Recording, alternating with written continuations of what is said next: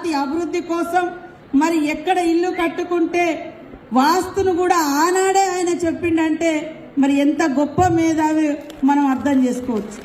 కాబట్టి ఎప్పుడు కూడా పూర్వంలో మన జాతుల కోసం పనిచేసినటువంటి పూర్వీకుల యొక్క చరిత్రను తెలుసుకొని భవిష్యత్ తరాలకు అందించడమే మనం మహనీయులకు ఇచ్చేటువంటి గొప్ప నివాళి అని కూడా ఈరోజు ఈ సందర్భంగా తెలియజేస్తా ఉన్నాను. ఈరోజు పిల్లలు కూడా చాలా పెద్ద ఎత్తున వచ్చారు.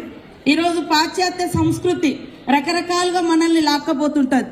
నేను ఎక్కడికి వెళ్ళినా, ఆదివాసీ గూడాలకి వెళ్ళినా, తండలకు వెళ్ళినా, ఎక్కడ పండుగలకు వెళ్ళినా ఒకటే చెప్తా, నువ్వు ఎంత ఎత్తుకైనా ఎదుగు, అది రాజకీయంగా ఎదుగు, ఆర్థికంగా ఎదుగు, లేదా ఎంత గొప్ప ఆఫీసర్ అన్నగా, కానీ నీ జాతి మూలాలు, నీ వేషం, నీ భాష, నీ రూపు, ఇవి మాత్రం ఖచ్చితంగా మర్చిపోవద్దు. మూలాలను మర్చిపోవద్దు. మూలాలను మర్చిపోతే అస్తిత్వం కోల్పోయినట్టే. అస్తిత్వం కోల్పోతే హక్కుల గురించి మాట్లాడే అవకాశం, అధికారం మనకు ఉండదు. కాబట్టి ఖచ్చితంగా కనీసం పండగల రోజు, కనీసం ఇట్లా మహనీయుల గురించి మాట్లాడుకునే రోజైనా మన జాతుల యొక్క గొప్పతనాన్ని వేషధారణ రూపంలో, సాంస్కృతిక కార్యక్రమాల ద్వారా, పాటల ద్వారా, ఆటల ద్వారా, మాటల ద్వారా కూడా ఉండాలి.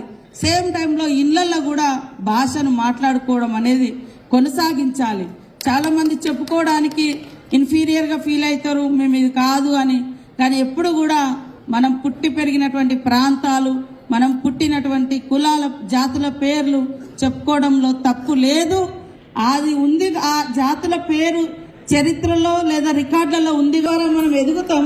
కానీ మన కులం చెప్పుకోము, మనం పుట్టి పెరిగిన ప్రాంతం చెప్పుకోము. ఇది నిజంగా మరి రేపు భవిష్యత్తులో ఆ యొక్క అస్తిత్వానికి దెబ్బతీసినటువంటి వాళ్ళం అవుతాం.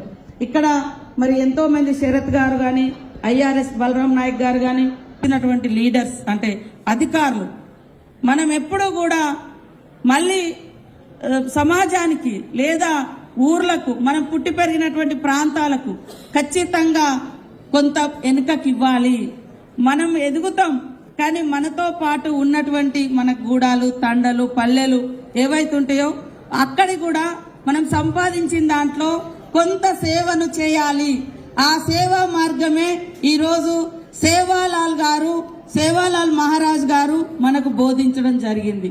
విద్వేషం కాదు, శాంతి కావాలి, అందరినీ సమానత్వంతో ఎదగడానికి సహకరించాలని. కాబట్టి మనం ఎన్ని కోట్లు, ఎన్ని వేల కోట్లు సంపాదించడం అనేది కాదు, మనం ఎంత శాంతితో, ఎంత ఫ్రెండ్లీగా అందరిని మనతో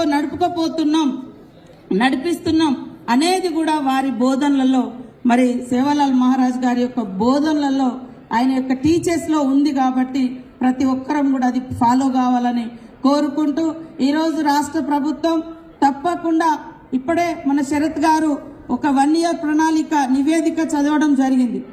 మొట్టమొదటిసారి ఎస్సీ ఎస్టీ సబ్ ప్లాన్ పెట్టింది కాంగ్రెస్ ప్రభుత్వం, ఐటీడీఎల్ తీసుకొచ్చింది కాంగ్రెస్ ప్రభుత్వం.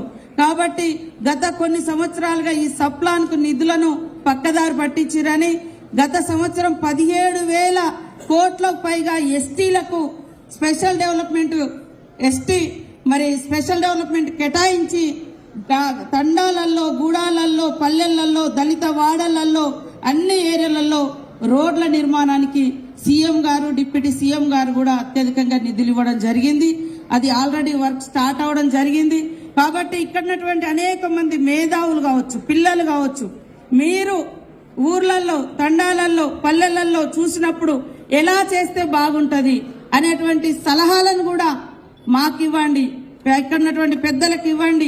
మీ అబ్జర్వేషన్లలో ఇంకా మనం బాగా ఎట్లా చేయగలుగుతాం అనేది ఇవ్వండి. ఖచ్చితంగా మన గవర్నమెంట్ స్వీకరించడానికి సిద్ధంగా ఉంది.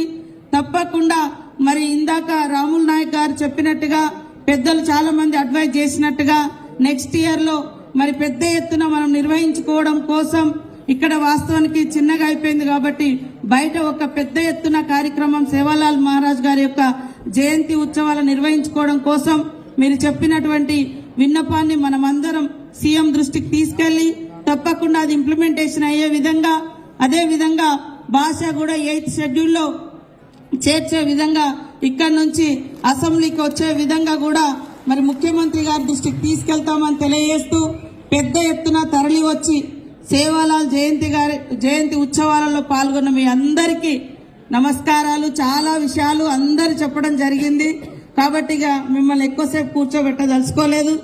ప్రతి ఒక్కరు కూడా నేను అందరికి ఒకటే తెలియజేస్తా ఉన్నా, ఎక్కడైతే మన మూలాలు ఉన్నాయో ఆ మూలాలకు సేవ చేద్దాం. ఆ మూలాలు మర్చిపోకుండా భవిష్యత్ తరాలకు ఈ మూలాలను అందిద్దాం. కానీ అభివృద్ధిలో భాగస్వాములు అయిదాం.